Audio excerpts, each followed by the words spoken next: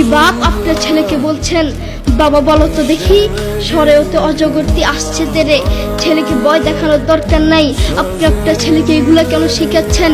আপনি আপনার ছেলেকে শিখাবেন, বাবা বলো তো দেখি সরেওতে অজগরের নামাজ পড়ি। একদিকে ইসলাম শিখবে, আরেকদিকে বাক্য শিখবে।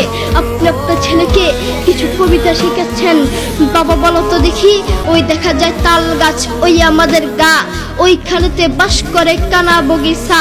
ও বগিতি খাস কি, পান্তা ভাত চাষ কি, পান্তা আমি পাই না, পুঁটি মাছ পান্তা আমি খাই না, পুঁটি মাছ পাই না। একটা যদি পাই ধরে গাবুস কুবুস খাই, গাবুস কুবুস খাওয়া লাগবে না।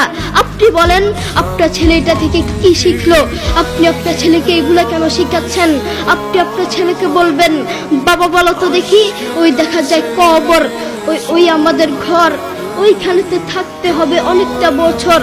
ও কবর তুই চাস কি, নেককার লোক পাস কি, নেককার লোক পাই না।